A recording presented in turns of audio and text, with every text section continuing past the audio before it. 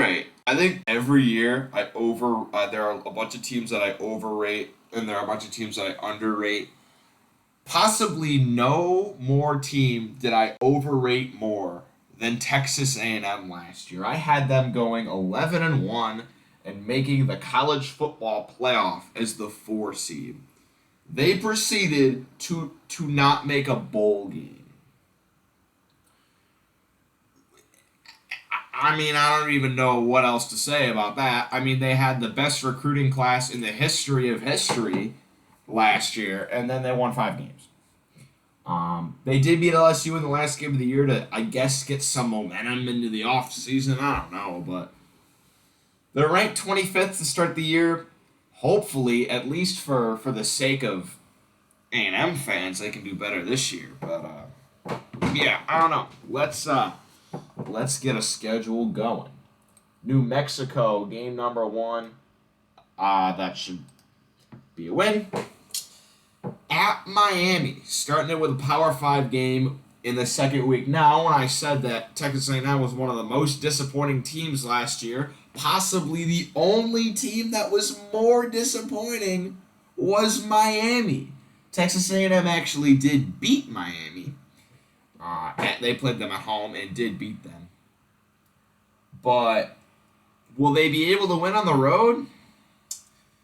I ultimately think the answer is yes. I'm going to take Texas A&M to win this game, mostly because Miami's just not that good, man. I know Texas A&M might not be the best team in the world, and they might be overranked. They're better than Miami. I mean, I'm going to pull up Miami's record from last year, and I mean, they also finished 5-7 with Texas A&M, but this is a team that got smashed by Middle Tennessee and Duke. They lost 45-3 to their most hated rival, Florida State. This is just not a good Miami team. So I ultimately think, even though it's on the road, Texas A&M will win. I think they should easily beat Louisiana Monroe. And now comes SEC play. First up is Auburn, who I don't know how good they're going to be year one. They do now have Hugh Freeze, which, from all the holier-than-thou Auburn boosters, hiring the most corrupt coach in recent, the most corrupt and dirty college football coach in recent memory, Hugh Freeze. Yeah, I don't know how good Auburn will be year one. Texas A&M gets this game at home, too. I'm going to give Texas A&M the win. Clean 4-0 start, better than the 2-3 start that got out to. Or no, I'm still looking at Miami. Hold on. I'm sorry. I was about to mention how Texas A&M started the year, but I was looking at Miami. Because, yeah, they had the embarrassing loss to Appalachian State, and then they beat Miami.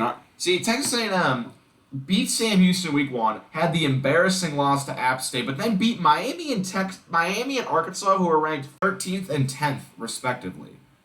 So you're kind of like, okay, they're 3-1 with 2 wins over top 15 teams, and then they lost 1, 2, 3, 4, 5, 6, 7. They lost 6 in a row after that. I mean, they lost to Mississippi State, Bama, South Carolina, Ole Miss, Florida, Auburn. It was just rough down the stretch. I'm looking. Who's going to be A&M's quarterback this year? They have Max Johnson, who played at LSU for a while. They got some other people who are really not. I don't know. Hopefully, they can find their answering quarterback, because their defense is usually okay. I don't know. After they lost a few games, the rails kind of just came off last year. Arkansas. I don't know how good Arkansas is going to be. A&M did beat Arkansas this year, this previous year. I don't know.